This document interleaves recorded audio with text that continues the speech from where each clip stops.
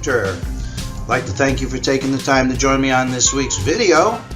On this week's video, we're in session number 6 of our new series entitled Permanent Impairment Home Runs and Strikeouts.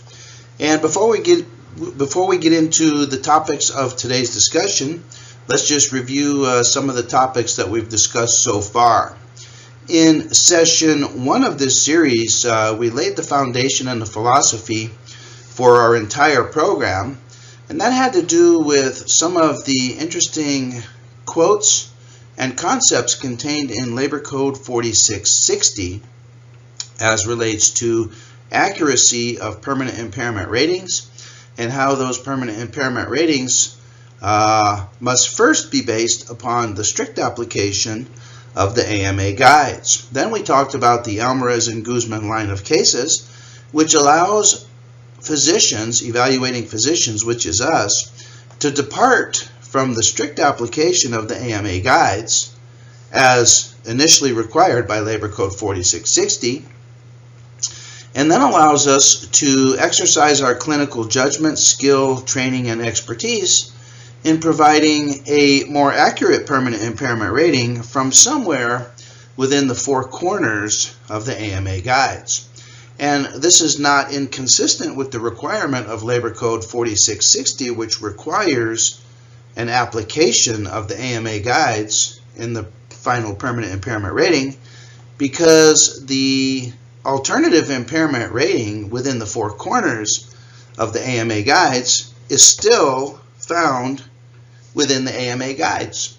And so that allows Almarez and Guzman alternative impairment ratings to comply and comport with existing law, in that the alternative Almarez Guzman impairment ratings still come from within the 4 corners of the AMA guides. So with that philosophy established, we then went into several different classifications and conceptual applications of the Almarez and Guzman decisions. And we went through some cases that employ various different descriptors, various different analogies, and various unusual and creative impairment ratings still found within the 4 corners of the AMA guides. So in session number 2, we talked about the direct estimate method of providing for alternative permanent impairment ratings. And we showed several examples how the use of the direct estimate method can result in a doubling, tripling, quadrupling, even a 10 times. That's a decoupling of the permanent impairment rating, which is found under the strict application of the AMA guides. In session number 3, we talked about several cases that employed analogies to gait disturbance or gait derangement, either in Chapter 13, Chapter 15, or Chapter 17. And this was very fascinating because in employing analogies to gait disturbance or gait derangement, again, the permanent impairment rating can be doubled, tripled, quadrupled, heptupled, even decoupled compared to the strict rating, even in examinees who have no actual derangement of gait. It's very fascinating and very creative, some of the analogies that can be created, analogizing to gait derangement or gait disturbance, even in examinees who have no limp, even in examinees who have no radiographic evidence of arthritis, even in examinees who do not require the use of an assistive device, such as a cane, such as a crutch, such as a walker, such as a short leg brace or a long leg brace. You can still analogize to gait derangement for lower extremity conditions in examinees who have no actual derangement of gait. It's an analogy. It's a creative application of the Almarez and Guzman decision. So that was fascinating. And then in our next session, which was session 4, we talked about adding versus combining the impairments. Adding versus combining the impairments. Now, typically in the AMA guides, the combined values chart on page 604, when combining multiple impairments, either for the same body part or for multiple body parts, when combining the impairments through the use of the combined values chart, the combined values chart produces a compressed total impairment value, such that individual impairments of 10% and 10% and 10% for multiple impairments would compress through the use of the combined values chart to approximately 27% whole person impairment, versus if those impairments were simply added, it would total 30% whole person impairment. Now, adding versus combining impairments becomes particularly important as the impairment ratings escalate and exceed 50% and approach 100%.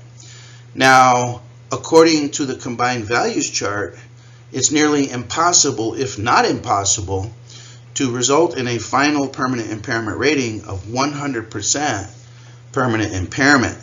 The combined values chart, with its compressive impact, simply does not allow for a 100% total impairment. But through the use of addition, compared to the use of combining impairments, impairment ratings can easily exceed 100% total disability, even in examinees who otherwise would not qualify for 100% total disability under Labor Code 4660. Through the use of adding impairments, examinees can easily qualify for 100% or total disability. So adding versus combining impairments is extremely powerful, especially as impairment ratings escalate at least above 50%. And it's through the use of adding impairments versus combining impairments that we see these cases where examinees are awarded, in fact, 100% total disability ratings. Okay? Now, that brings us to today's discussion. And today's discussion, I want to talk to you about several different types of analogies and several different types of uses of the alternative impairment ratings under Almarez and Guzman. So number one, I want to talk to you about analogies to loss of grip strength in Chapter 16. I have a couple of cases to share with you related to that. I want to talk to you about a case that creatively employs an analogy to gait disturbance for a lower extremity injury by comparing the permanent impairment rating of the analogous gait disturbance, by comparing that rating to a rating that is derived through an alternative method itself. And the alternative method itself is through a disregard of the cross-usage chart. We'll get to the cross-usage chart in Chapter 17 in a couple minutes. But just as background philosophy, recall that the cross-usage chart in Chapter 17, I believe it's Table 17-2, the cross-usage chart informs us which impairments of the lower extremity can be combined to arrive at a final and total impairment rating, and which impairment ratings are duplicative and therefore cannot be combined. The cross-usage chart spells out very clearly those impairments which can be combined and those impairments which cannot be combined. Well, in this particular case, the qualified medical evaluator disregarded the cross-usage chart and added all of the impairments together. He didn't even combine the impairments through the combined values chart, but he simply added all the impairments, and he stated that because he knew it was a violation of Table 17-2 to combine all of these impairments, he then took the final impairment rating and compared it by analogy to an impairment rating related to gait disturbance, and found that the two impairment ratings roughly correlated in numeric value. And he used that analogy, that Almarez Guzman analogy, to support his alternative impairment rating, which disregarded the cross usage chart. So here we're seeing analogies on analogies upon liberal applications of various charts and tables in the AMA guides that heretofore have never ever been even considered by qualified medical evaluators, and certainly were never upheld in the courts. But now we're seeing these creative applications, and they are being upheld in the courts. So it seems that in providing alternative impairment ratings under Almarez and Guzman, we're limited only by our imagination. Okay?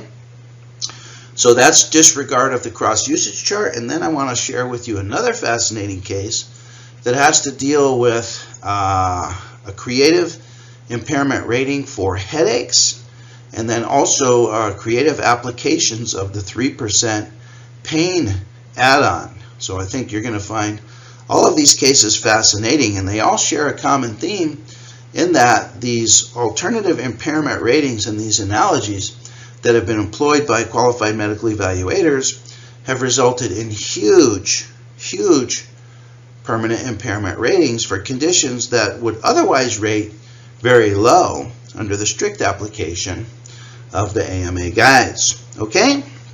So that's our program for today. With no further ado, let's get into our first series of cases, which have to do with creative analogies related to loss of grip strength.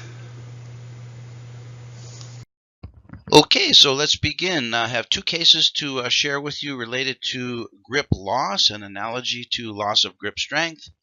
And both of these represent home runs for the applicant and for the applicant attorney. The first case is Ramirez versus Space Lock, and then we'll talk about Case versus Golden Gate Bank.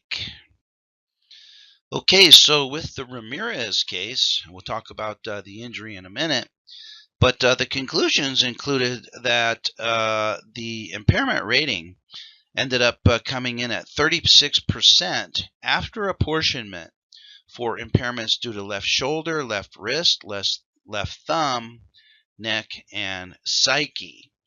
And the impairment rating for the left thumb was provided for by analogy to loss of grip strength. So the workers' comp judge found the alternative impairment rating for the thumb related to loss of grip strength to not qualify as substantial medical evidence, and of course this caused the applicant to appeal the decision of the workers' compensation judge. Well, after appeal, the impairment rating was increased to 51%, an increase of 15% whole person impairment by accepting the impairment rating for the thumb by analogy to grip strength loss.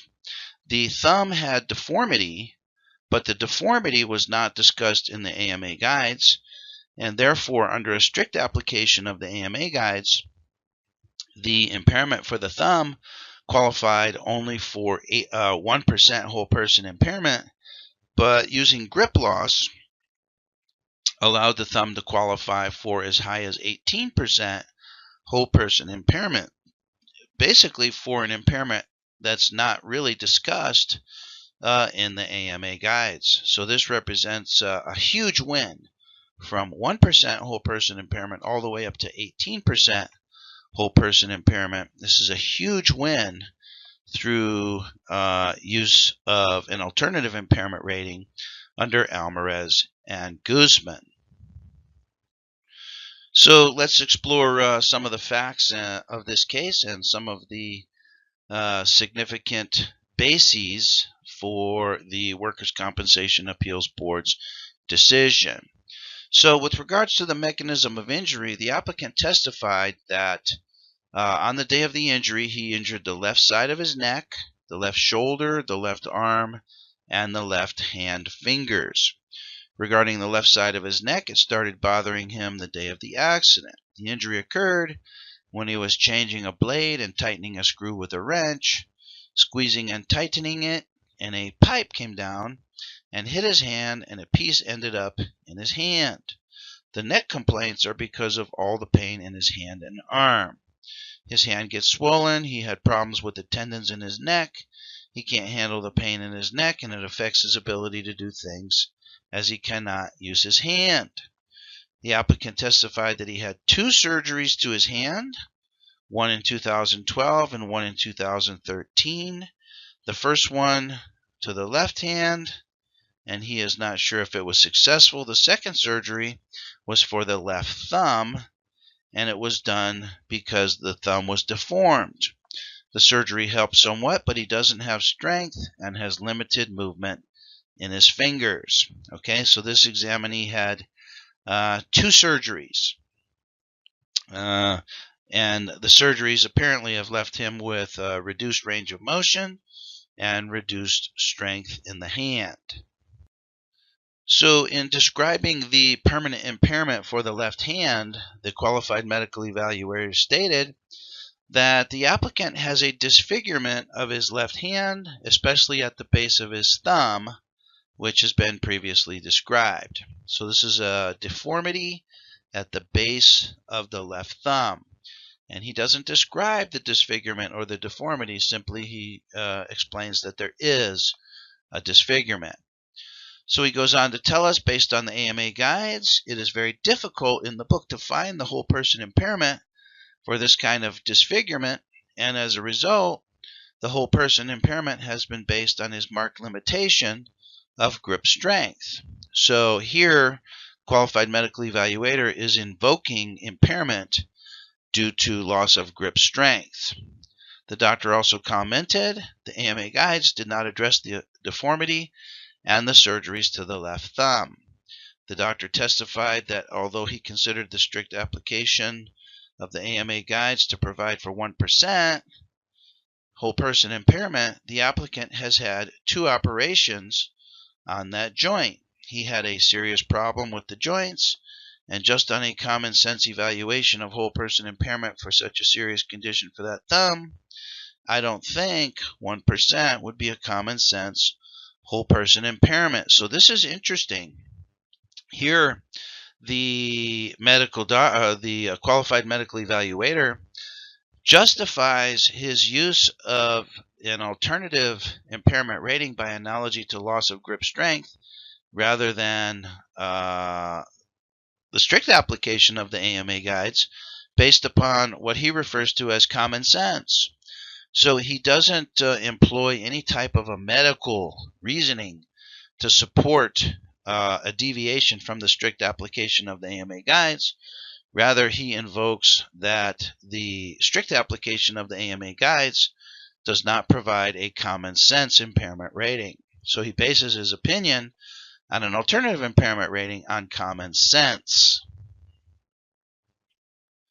Well, it seems that the workers' compensation judge was not compelled by the qualified medical evaluator's justification of his use of an alternative impairment rating, and the workers' compensation judge stated that although Dr. Evaluator opined that the applicant's whole person impairment related to his thumb injury was 18%, the workers' compensation judge issued rating instructions based upon a 1% whole person impairment, which is under the strict application of the AMA guides, because the evaluator did not initially provide a strict AMA guide rating, and because the doctor's rating is based upon common sense. So it seems that according to the workers' compensation judge, the qualified medical evaluator did not follow the 4-part formula for providing for an alternative impairment rating. And we've discussed in prior discussions the 4-part formula. If you want to provide an alternative impairment rating, you must follow the 4-part formula. Well, in this case, the doctor omitted step number 1 of the formula, which is to provide a impairment rating under the strict application of the AMA guides, and he also skipped step number 3, which is, step number 2, which is an explanation as to why the strict application is not an accurate rating, and why an alternative impairment rating must therefore be employed. Well, the Workers' Compensation Appeals Board did not agree with the workers' compensation judge, and the appeals board stated that with respect to matters requiring scientific medical knowledge, the workers' compensation judge cannot disregard a medical expert's conclusion when the conclusion is based upon expertise in evaluating the significance of medical facts. So this quote from the Yeager case gives the qualified medical evaluator some latitude in evaluating the significance of medical facts. So they go on and they tell us that given that the panel qualified medical evaluator opined that applicant had 18% whole person impairment utilizing the four corners of the AMA guides, it was error for the workers' compensation judge to instruct the rater to use a 1% whole person impairment. Further, the qualified medical evaluator adequately explained the applicant's two surgeries and thumb deformity supported his opinion that applicant's disability is best described by grip loss rather than a strict application of the AMA guides, and this resulted in a final permanent impairment rating of 18% for the thumb and 51% whole person impairment rating for the entire case. So in this case, after combining through the use of the combined values chart, the permanent impairment rating for the thumb was increased by 18%, which resulted in an increase in the permanent disability rating of 15%. So this is a huge consideration for the examinee's injury to his thumb and the supporting deformity, post-surgical deformity of the thumb, and this represents a huge win for the examinee. Okay, so that is the Ramirez case. Okay, so now let's talk about the Case versus Golden Gate Bridge case. And this is a fascinating case. I'm sure this case is going to blow your mind because it illustrates an interesting principle of applying loss of grip strength as an impairment rating to a body part injury unrelated to the gripping apparatus. In this case, the examinee suffered injury to both of his shoulders, and the final permanent impairment rating was analogized by rating the examinee to loss of grip strength. So the agreed medical evaluator provided a strict rating of 9% for both shoulders, and that was based upon impairments due to loss of range of motion of the shoulders. Okay, this was an injury that involved both shoulders. But the alternative impairment rating was due to loss of grip strength because the evaluator, during the physical examination of the examinee, evaluated the shoulders and the upper extremities by assessing range of motion of the shoulders and grip strength of the hands, wrists, forearms, and the gripping apparatus. So after employing loss of grip strength bilaterally, the impairment rating ballooned up to 38% whole person. It went from 9% under the strict application of the AMA guides up to 38%, which is effectively a quadrupling of the permanent impairment rating. Well, the workers' compensation judge was not compelled by the alternative impairment rating. He denied the alternative impairment rating for loss of grip strength, and he issued the rater at the disability evaluation unit to provide for permanent impairment under the strict application of the AMA guides, to which, of course, the applicant attorney then appealed this decision. Okay, so ultimately, the Workers' Compensation Appeals Board disagreed with the finding of the workers' compensation judge. So let's follow along with the reasoning of the appeals board.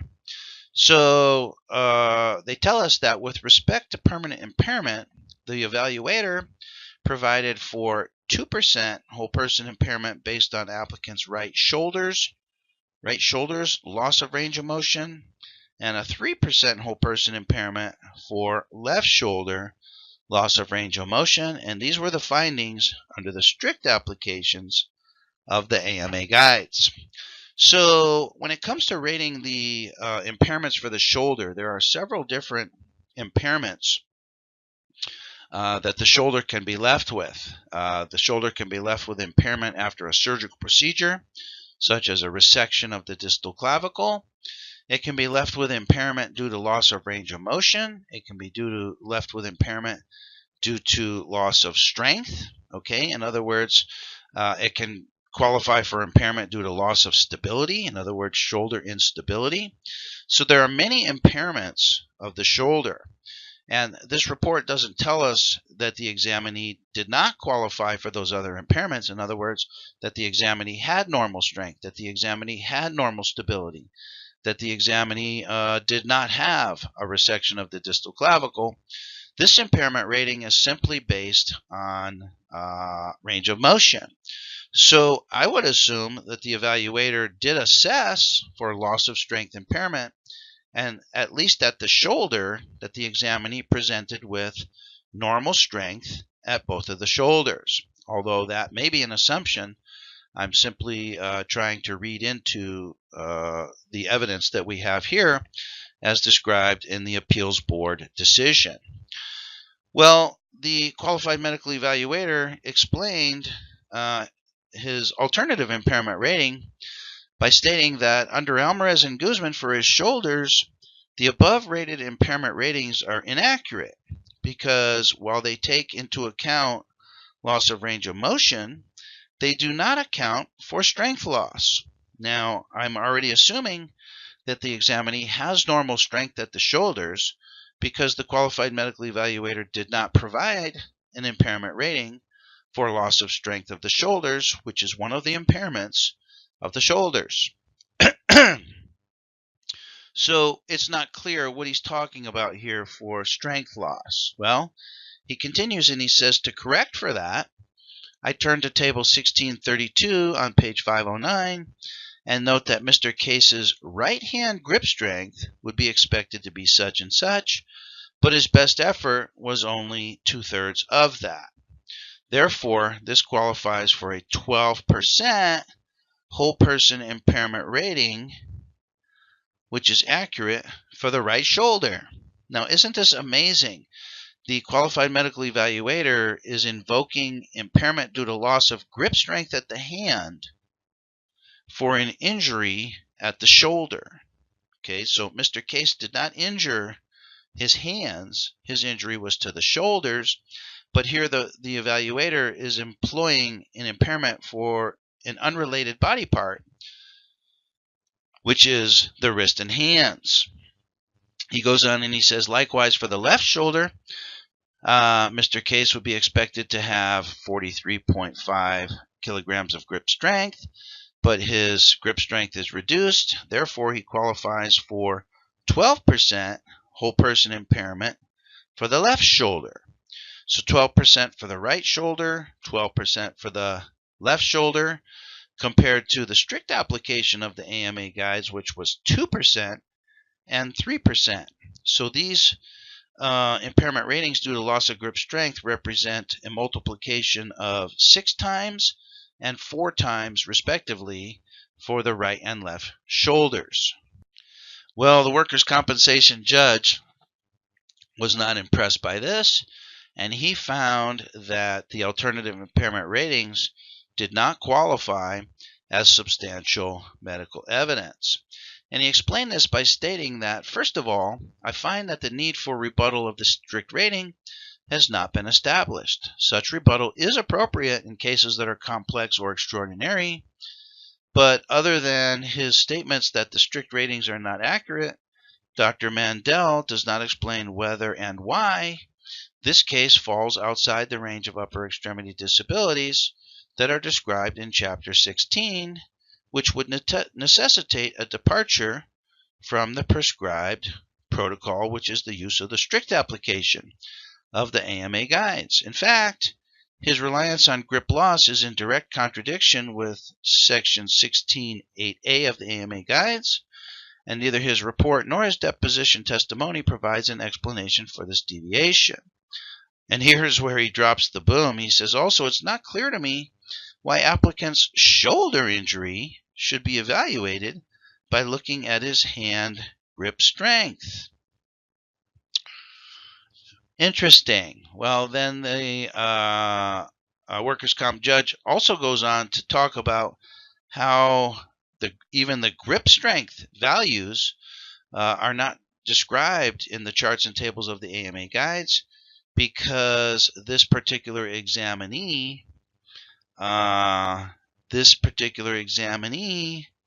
is 62 years old, and the chart for a loss of grip strength only goes up as high as 50 to 59 years old.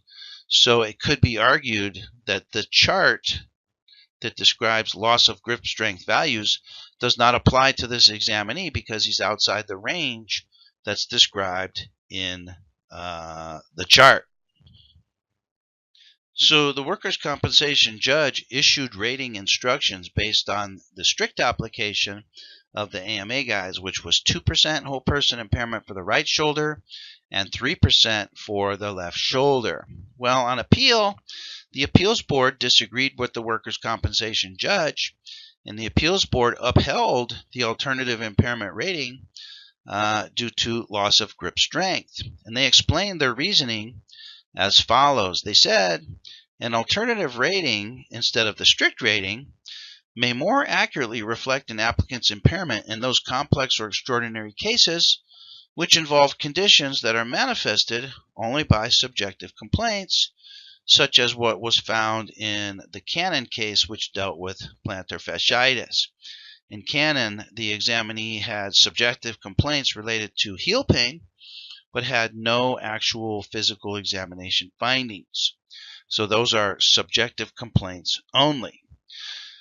However, we discern nothing in Almarez and Guzman and the related case law that restricts an alternative rating to only those complex or extraordinary cases, and this reading conflicts with Cannon. The goal of providing a permanent impairment rating is to achieve the most accurate rating of the employee's impairment based on a medical opinion that constitutes substantial evidence. If the strict rating does not accurately reflect the employee's impairment, the physician may use his or her judgment, training, and experience to provide an alternative rating from within the four corners of the AMA guides. Further, according to the workers' compensation judge, the AME's alternative impairment rating was also rejected because it's not within the four corners of the AMA guides, because the AMA guides do not describe grip loss for an examinee of 62 years old. But the appeals board saw things differently. They stated that Dr. Mandel did stay within the guides. In his report, Dr. Mandel found that applicants' range of motion impairment ratings did not account for his strength loss. Accordingly, he provided impairment ratings for both shoulders using the grip strength loss table on page 509 of the guides and applying the strength loss index formula from the same page. Therefore, these ratings were expressly from within the four corners of the AMA guides. And they continued to support the alternative impairment rating by stating, while Almarez Guzman does not permit the physician to manipulate the guides to achieve a more favorable result, the physician is allowed to exercise his or her judgment, training, and experience in evaluating impairment using the guides, even if that is possible only by resorting to comparable conditions described in the guides. And a rating by analogy to another condition is precisely that, an analogy to a condition the employee may not have, but that has a similar effect on the employee's activities of daily living. So the philosophy of the appeals board is that the loss of grip strength affects this examinee in his activities of daily living, much similar to the way that the shoulder impairment would impact the examinee with his activities of daily living. and therefore it's an accurate and appropriate analogy to employ in this particular case. And here the appeals board gives us great latitude in the use of alternative impairment ratings. And this is key philosophy. They tell us that to restrict the use of the AMA guides to only those conditions, only those cases where the applicant's condition, the applicant's age, or any other distinguishing factors neatly fit into the chapter, table, or method being applied, would render Almarez Guzman meaningless. The test, whether the alternative rating is within the four corners of the guides and is substantial medical evidence that may be relied upon to support a decision regarding permanent disability. So that's really seems to be the final bottom line and the final basis for providing a permanent impairment rating is, number one, is the alternative rating within the four corners of the guides? And number two, is the alternative impairment rating and the argument for it, does that qualify as substantial medical evidence? Here, Dr. Mandel found that the strict ratings of applicants' bilateral shoulder impairment take into account loss of range of motion, but they do not account for strength loss.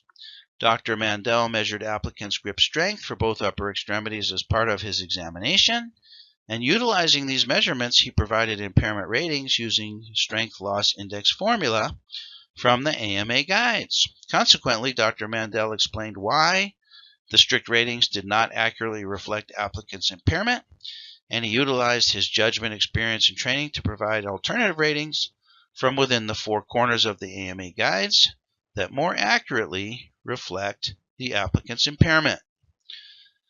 Moreover, so as we can see, the cases that describe impairment ratings due to loss of grip strength employ great creativity, even for examinees who have not suffered impairment to the body part that is used in the provision of the permanent impairment. So in the last case, Case had injury to his shoulders, but the permanent impairment rating came from loss of grip strength. So it's amazing. We're only limited by our imagination.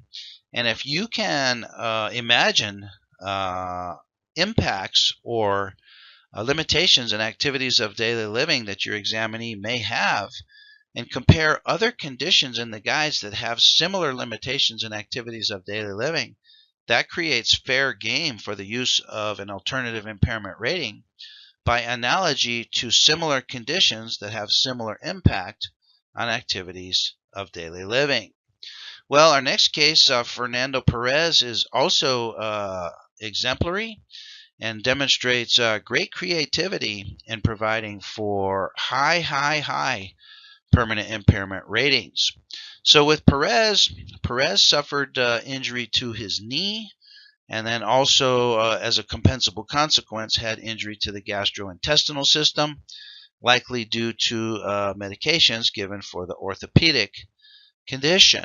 Well, the first medical evaluator provided for an impairment rating due to gait derangement out of Chapter 17 in the AMA guides, and that makes sense for a lower extremity injury.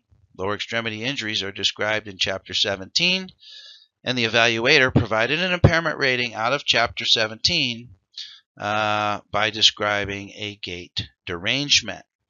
Well, the qualified medical evaluator also described several other knee impairments, such as loss of range of motion, such as post-traumatic arthritis of the medial and lateral joint compartments. I think it was medial and lateral. No, maybe it was the medial compartment and the patellofemoral compartment.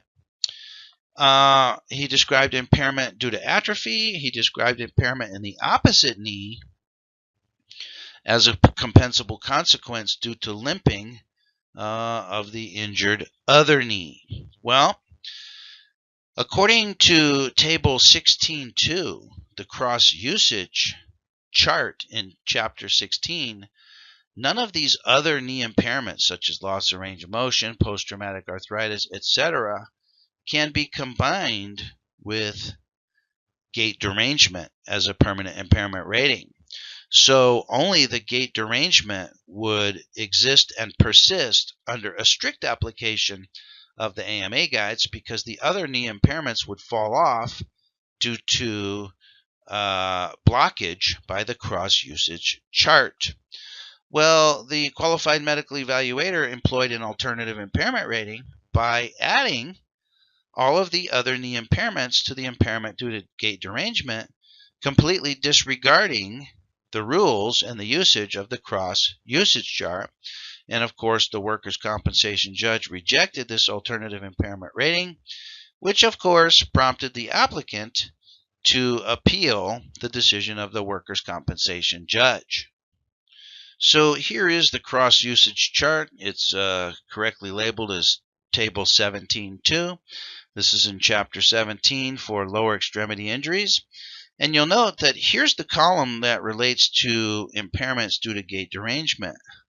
Well, you notice there's only one open box here, indicating that impairments due to gait derangement can only be combined with impairments due to gait derangement. All other impairments, such as limb length discrepancy, atrophy, muscle strength, all the other impairments are X'd out, which indicates that these impairments cannot be combined with gait derangement. So in that sense, gait derangement, if it's employed, if you use permanent impairment due to gait derangement, that impairment rating stands alone. Whereas with some of these other impairment ratings, such as muscle strength can be combined with impairment due to limb length discrepancy. Impairment of muscle strength can be combined with amputation. It can be combined with skin loss. In other words, the cross-usage chart describes which are appropriate impairments to combine and which impairments are likely duplicative and therefore should not be combined. And according to this particular table, gait derangement impairment stands alone. But in this case, the qualified medical evaluator decided to combine atrophy. He decided to combine loss of range of motion. He decided to combine, I think it was loss of muscle strength. And he disregarded the X's in the cross-usage chart. So in describing his impairment rating, the qualified medical evaluator stated, he said, regarding the AMA guides impairment, according to the strictest application of the guides, the gait derangement is the most logical and best description of the applicant's problem. Since he routinely uses a cane or a crutch and a knee brace, okay, let's pay particular attention that this is a knee brace, he fits into the category F, and we'll look at this in a minute, on Table 17.5 with a 30% whole person impairment. Now, a 30% whole person impairment is a huge impairment for a knee injury. Recall that amputation of the leg at the hip qualifies for a 40% whole person impairment. So the use of a 30% whole person impairment rating indicates that this examinee has lost approximately 75% of the function of that particular lower extremity. He routinely uses a cane or a crutch and a knee brace.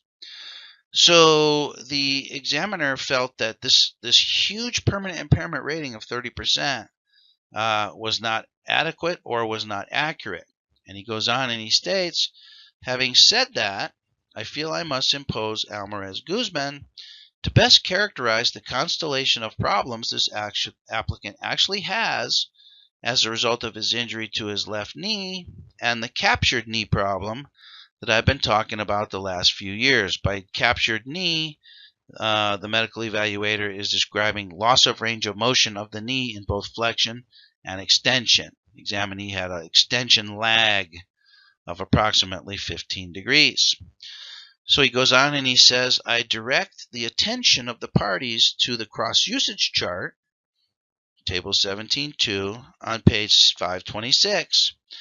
Notice that if one selects gait derangement as the evaluation method and impairment rating strategy, there is an entire row of little X's for every other type of impairment consideration, meaning that they cannot be combined with gait derangement. And we illustrated that by looking at table 17.2. So he says, the best way to impose Almarez Guzman in this case is to disregard the little X's on table 17.2 and provide, in addition to the gait derangement impairment rating, separate ratings for each of the other abnormalities that are so clearly evident today. And he goes on to describe the abnormalities. Okay, and before we go on and describe those abnormalities, let me just give you a little heads up as to what you're going to see happen in this case.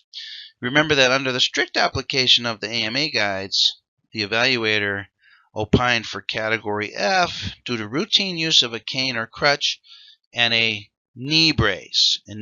Now, this strict application requires a short leg brace, which is an ankle-foot orthosis.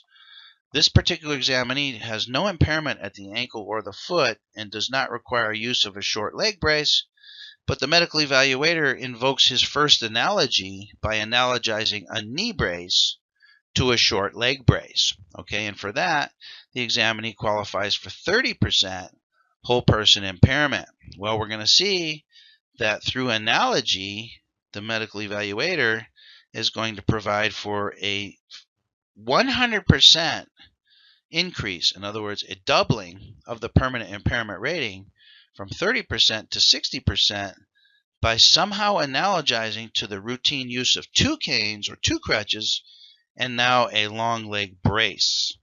Okay, so that's where we're going. But let's first see some of the other impairments that the qualified medical evaluator described.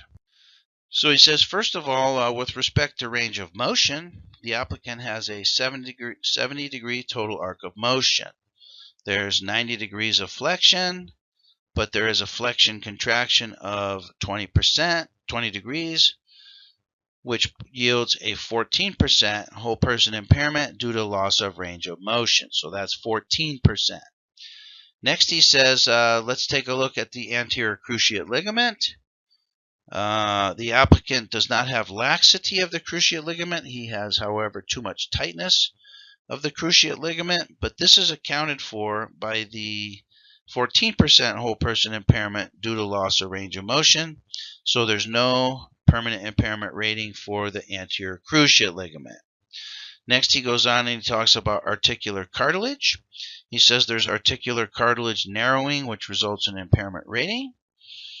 Now there is articular cartilage erosion in the patellofemoral joint, which results in 4% whole person impairment, and the medial tibiofemoral joint resulting in a 3% whole person impairment. So we have 14% plus 4% plus 3%, which is 21%. And if we can expedite this a little bit, the qualified medical evaluator went on to describe some other impairments as well. He described atrophy of the thigh and calf, and he also provided for 3% pain impairment for the opposite lower extremity due to gait compensation with a limp. Pain, gait compensation, and a limp. So the total impairment rating came to 60%. 30% was due to the gait derangement. An additional 30% was due to the other impairments, and he decided under Almarez and Guzman to add those impairments to the impairment for gait derangement to arrive at 60%, even though the cross-usage chart disallows other impairments to be combined with impairment due to gait derangement. Well, the workers' compensation the judge rejected this final permanent impairment rating, and he explained that the principle enunciated in Almarez Guzman allows for a departure from a strict application of the AMA guides by way of utilization of any chapter, table, or method in the guides to assess impairment, assuming that a strict application of the guides does not adequately or accurately describe the injured employee's impairment. While the evaluator does explain his departure from a strict application of the guides and how he arrived at his impairment assessment, his use of Table 17.2 at page 526 violates the metric or constraints of that table by combining gait impairment with other impairments. The doctor must, if he is to utilize another table, chapter, or method in departing from a strict application of the guides, use that table and follow the constraints or metrics of the table. He cannot modify the table to achieve the result he desires. So in this discussion, the workers' compensation judge is saying, hey, Table 17.2 disallows combining certain impairments. And no matter how you describe the impairment, you cannot disregard the rules or the metrics of the cross-usage chart, which prevents or prohibits or precludes combining certain impairments. So for that reason, the workers' compensation judge felt that even though we can provide analogies, we can't simply go into charts, tables, and chapters and modify the charts, tables, and chapters to achieve a particular result. Well, the doctor anticipated this type of an argument from either the parties or the workers' compensation judge, and he attempts to justify his final impairment rating of 60% whole person impairment, and he asks a rhetoric question. He says, will the trier of fact accept my decision to disregard the cross-usage chart, and will he accept my decision for 60% whole person impairment? He says, to explain the best answer to that question, we should look at comparable impairments and see where they stack up. He says the 60% whole person impairment in the gait derangement table, which is item I, and we looked at item I and we'll look at it again here, requires routine use of 2 canes or 2 crutches and a long leg brace. And he says, in terms of ambulatory function and activities of daily living, this pretty much describes where the applicant is today, right on the nose.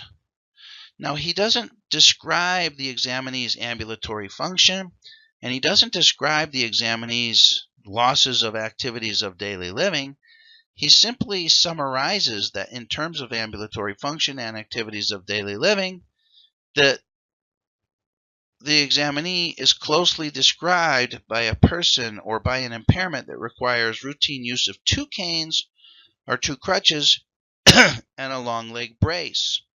Now, this is confusing to me because previously, under the strict application of the AMA guides, the evaluator provided a rating due to routine use of a cane or a crutch and a knee brace. And here, he's upgrading the description to use of 2 canes and 2 crutches and now a long leg brace. Long leg brace, also known as a knee, ankle, foot orthosis, which this examinee does not require. But he concludes and he says, therefore, a 60% whole person impairment derived the way that he chose to do it, which is by disregard of the cross-usage chart, constitutes a realistic assessment of the applicant's residual impairment with his left lower extremity. And here is the gait derangement table. Previously, he described the examinee as category F, which requires a cane or a crutch and a short leg brace, which the examinee does not use. He escalated it to category I, a doubling of the impairment rating, by describing routine use of 2 canes or 2 crutches and now a long leg brace, none of which the examinee actually employs. So with no more explanation than that, qualified medical evaluator effectively doubled the permanent impairment rating. Well, this case went to the appeals board, and the appeals board issued their opinion, and they give us a little bit of background by reiterating our 4-part formula. They tell us To properly rate using Almarez Guzman, the doctor is expected to, number 1, provide a strict rating per the AMA guides. Number 2, explain why the strict rating does not accurately reflect the applicant's disability. Number 3, provide an alternative rating using the 4 corners of the AMA guides. And number 4, explain why that alternative rating more accurately reflects applicant's level of disability.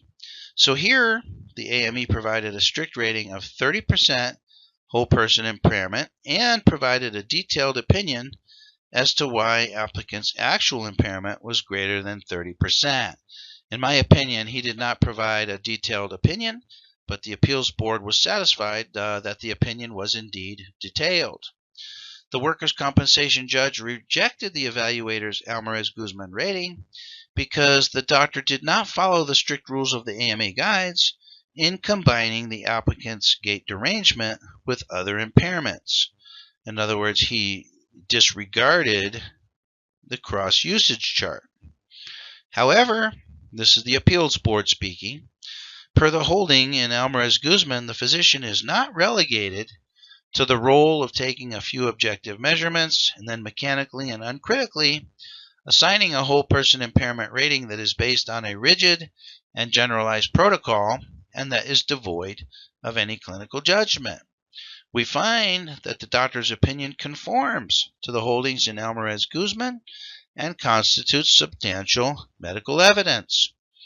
The doctor analogized applicant's disability with the gait derangement table on page 529 of the AMA guides. He ultimately opined that applicant's disability was equivalent to the ambulation of someone with 2 canes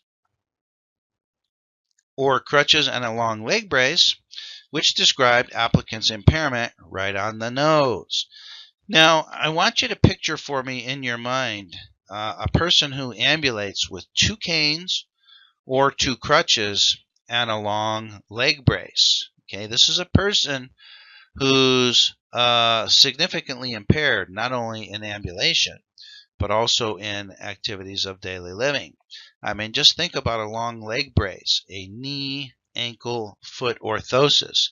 This is a person who swings their leg only through the hip, whereas the knee, the ankle, and the foot are basically immobilized. In addition to that, this examinee is ambulating through the use of 2 canes and or 2 crutches. And you may have seen these people out in the public, and you'll agree with me that they're quite impaired. Well, somehow the medical evaluator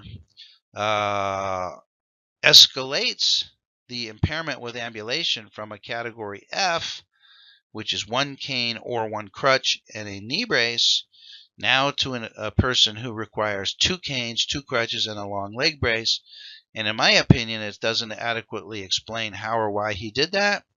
But the appeals board concluded that thus, utilizing the gait derangement table, table 17.5, the doctor properly analogized applicant's disability by way of an Almarez Guzman application, and therefore applicant's accurate level of whole person impairment is 60%, whereas under the strict application of the AMA guides, it was only 30%. So a huge increase in the permanent impairment rating through the use of creative analogies and even through a violation of the rules described in one of the specific tables in the AMA guides. So we obviously, as medical evaluators, have great liberty to exercise our clinical judgment, our training, and our expertise in providing for permanent impairment ratings that deviate from the strict application of the AMA guides, as long as that opinion qualifies as substantial medical evidence. And we're seeing here in this and other cases that sometimes that qualification is rather loose and rather low. So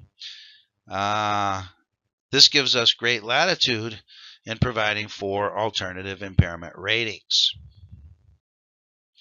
Okay, and then finally I have one more case to share with you. This is the Schweikert case. And with the Schweikert case, we see a couple of fascinating applications of alternative impairment ratings, wherein the examinee was awarded 75% permanent disability for multiple body parts. He was evaluated by at least 3 different specialties of medical evaluators. I think it was orthopedics, neurology, and internal medicine. And the neurology evaluator analogized Mr. Schweikert's complaints of headaches. He analogized that to a consciousness disorder, which provided for a huge permanent impairment rating.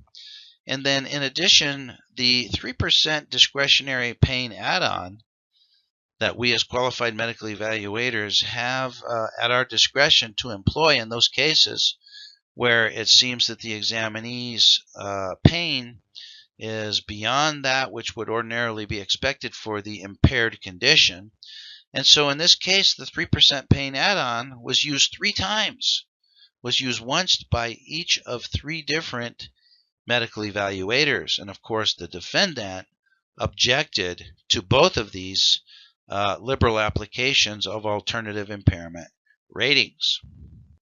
So first, in describing the permanent impairment due to headaches, the neurology evaluator, Dr. Guzman, stated that although Mr. Schweikert does not manifest epilepsy or seizures, the epilepsy section of the guides can be used to describe the headaches, to describe the impairment of the headaches, because the characteristics of seizures, as worded in this section, is very typical of headaches. In other words, headaches are sometimes a paroxysmal disorder with predictable characteristics and unpredictable occurrence that does not limit usual activities, but is a risk to individuals or limits daily activities. Now, is that the most vaguest description that you ever heard? It's predictable characteristics and unpredictable occurrence, which either does not limit activities, but it's a risk, or maybe it perhaps sometimes does limit activities. In other words, this is a very vague description that's used to describe epilepsy and seizures, but here the neurology evaluator is invoking this description to describe the examinee's headaches. So class 1 paroxysmal disorder qualifies for 0 to 14% whole person impairment. Class 2 is 15 to 25%, which is a little bit different description. It's a paroxysmal disorder that interferes with some daily activities. Class 3 is 30 to 49%, which is a severe paroxysmal disorder of such frequency that it limits activities to those that are supervised, protected, or restricted. Clearly, the applicant does not qualify for class 3, but I would indicate a 29% due to class 2, 29%, the highest value within the range. But I would indicate a 29% whole person impairment with an additional 3% discretionary pain add-on impairment, which would equal a 31% whole person impairment using the combined values chart.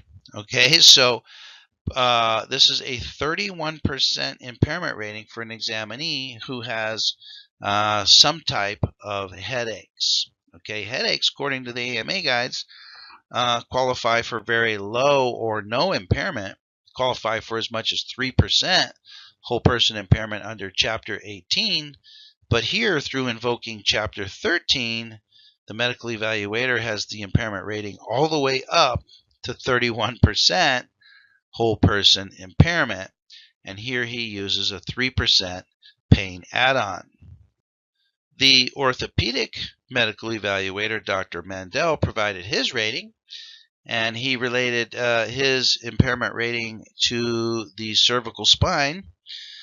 He stated that under the strict AMA guides, and for his symptomatic cervical disc disease with primarily left upper extremity radiculopathy, the DRE method is called for. He fits into the DRE cervical category 2 with non-verifiable radicular complaints. Due to restrictions in activities of daily living, he has an 8% whole person impairment. I would add an additional 3% for pain for a total of 11% whole person impairment. Okay, so this is interesting. The doctor, table 15.5, DRE category 2 provides for 5 to 8% whole person impairment. 5 to 8%, that's a range of 3%. And that 3% is gives us as medical evaluators the discretion to provide for higher impairment rating within the range. The range is 5 to 8. Higher impairment rating within the range due to increasing impact of the condition on activities of daily living. So here, the qualified medical evaluator has provided for the totality of the additional 3% whole person impairment due to some adverse and advanced limitations in activities of daily living, and in addition to that, provides an additional 3% for pain. So here the qualified medical evaluator has used the 3% discretionary add-on twice. Has used it twice. Okay, so that's an Almarez Guzman alternative application of the additional discretionary pain add-on. Here he uses it twice. Finally, the internal medicine evaluator provides his permanent impairment rating, and he analogizes to Chapter 16 for the upper extremity.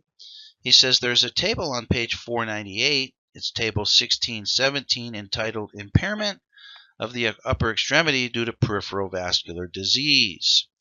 Class 1 goes up to 9% upper extremity impairment. Class 2 describes intermittent claudication with severe use and permanent moderate edema.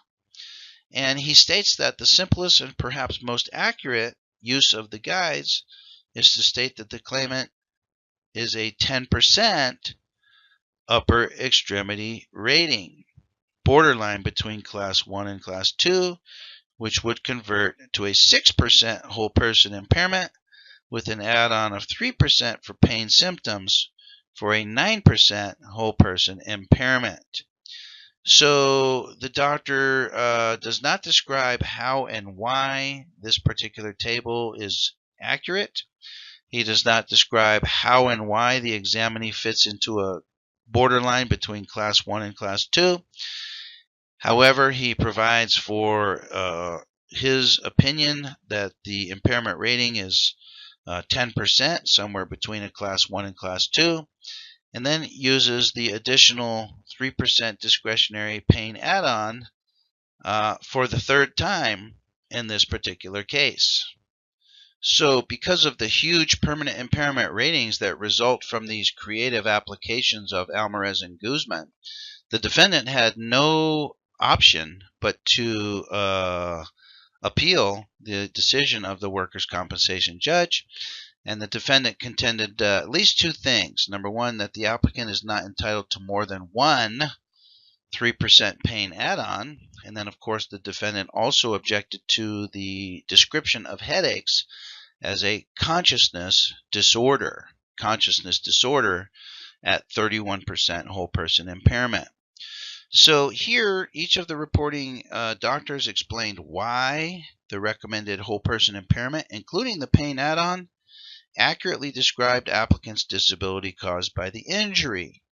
The analysis by each of the doctors appears to be consistent with the applicable law, and we see no good reason to disturb the workers' compensation judge's conclusion on that issue.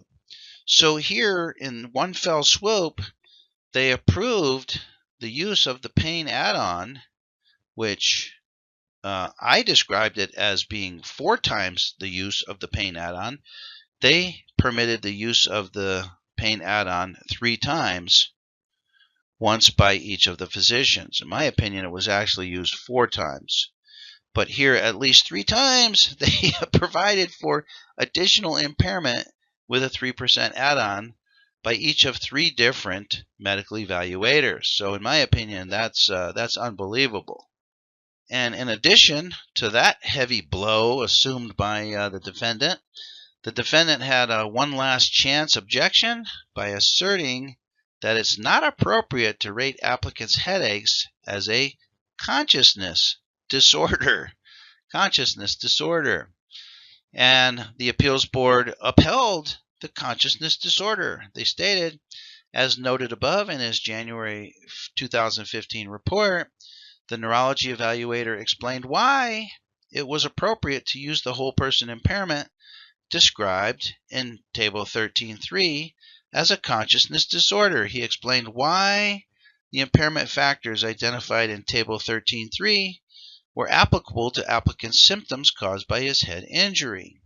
There's no evidence in the record which is inconsistent with the doctor's opinions, and as such, using the impairment factors for consciousness disorder was appropriate. Now, in my opinion, the doctor did not adequately explain why the impairment factors identified in Table 13.3 were applicable, but it's possible that in reviewing these cases and these documents issued by the appeals board, we're not seeing the whole picture, because it seemed to me that the doctor's description was missing, was either absent, missing, or was just weak. But the appeals board was convinced that the doctor did do an adequate job, and therefore they provided for permanent impairment due to a consciousness disorder. So this reflects a huge win for the applicant in receiving a 31% permanent disability award for a condition, the headache condition, which otherwise under the AMA guides would only qualify for approximately 3%. In other words, using the 3% under Chapter 18 for the headaches probably would have used up the pain add-on once, would have used up the entire allowance under the strict application of the AMA guides. The strict application of the AMA guides allows the use of the 3% discretionary add-on once. And in describing the headaches as under Chapter 18 for 3%, that would have consumed the one single opportunity to provide for a discretionary 3% impairment. But under Almarez and Guzman, we see that the additional 3% impairment rating was provided for at least 3 times, and in my opinion, it was even provided for a 4th time. So doctors, there you have it. It seems that under Almarez and Guzman, we are unlimited in our use of the AMA guides in providing for alternative impairment ratings. And we're only limited by our imagination. It seems that if you can create an analogy to another condition within the AMA guides that has similar or same impact on activities of daily living, that qualifies as an accurate permanent impairment rating, as long as you can, in some capacity, provide some justification as to why you employed an alternative impairment rating. Now, in supporting your opinion for an alternative impairment rating, case law is clear that we must follow a 4-part formula to secure our opinion as substantial medical evidence, although it seems that at the court level, there is some latitude and laxity in employing the 4-part criteria to qualify the opinion as substantial medical evidence. So certainly, if you want your opinion on an alternative impairment rating to be upheld, you should certainly meticulously follow the 4-part formula, and you won't have any trouble whatsoever in getting your opinion upheld, either at the workers' compensation judge level or at appeals. And so let's just reiterate the 4-part formula, the secret of success for employing alternative impairment ratings under Almarez and Guzman. Step number 1, you must first show that you know how to use the AMA guides as the guides were intended, and you must first provide a strict rating under the strict application of the AMA guides. Now, according to Labor Code 4660, this rating under the strict application of the guides is prima facie evidence of the correctness of the rating. The law tells us that the strict rating under the AMA guides is the accurate rating. Now, this can be rebutted, and if it's to be rebutted, if you're going to rebut the law, Labor Code 4660, you must then go through the remaining 3 steps of the 4-step formula. Step number 2 is to explain to us why the strict rating under the AMA guides is not an accurate indication of the examinee's true impairment. And here your opinion must be compelling. It must be filled with voluminous and compelling reasons to support your assertion that this is not an accurate rating. Step number 3, you must then provide an alternative impairment rating. And here you can use any chapter, any table, any method, any chart within the 4 corners of the AMA guides. So if you don't think the strict application is accurate, go ahead and give us an alternative application of the AMA guides and explain to us how you derived that particular impairment rating. And then most critical of all, step number 4, if you're going to rebut the guides, if you're going to rebut the law, your reason must be good. You must then explain why the alternative impairment rating is the most accurate description of the examinee's condition. And here you must have multiple, voluminous, and compelling bullet points to support your reasoning as to why the alternative impairment rating, which is going to be double, triple, quadruple, 10 times, 100 times the permanent impairment rating under the strict application, you must tell us why this huge impairment rating is more accurate than the impairment rating provided under the strict application of the AMA guides. And if you can do those 4 steps, if you can do those, especially steps number 2 and 4, if you can adequately explain why, then there's a very good chance that your final and alternative impairment rating will be upheld by the parties. And the examinee will get the impairment rating that's a true and accurate description of his actual permanent impairment. So doctors, I hope this helps you. The take-home message on Almarez and Guzman alternative impairment ratings is that we're basically unfettered, we're unchained, we're unrestricted, and we're unhindered in our use of the AMA guides in providing for permanent impairment ratings. The only challenge resides in being able to explain how and why the alternative impairment rating is the most accurate description of the impairment. And so that's where your attention and your energy and your focus of attention should reside when it comes to providing these alternative impairment ratings. You should spend great time and great attention on explaining how and why, number 1, the strict impairment rating is not accurate, and number 2, why the alternative impairment rating is the most accurate. So doctors, I hope this helps you, and I hope you enjoyed this program. I hope it opens your mind to some of the great power that you have as a qualified medical evaluator to exercise your clinical judgment, your clinical expertise, and your clinical experience in using the AMA guides and in swinging your weight and calling the shots and telling the parties what is the true description of this examinee's impairment. So it's been my pleasure to be with you on this program. I look forward to being with you on future programs as well. And for now, this is Dr. Perry Carpenter. I'm wishing you best of success in your career as a qualified medical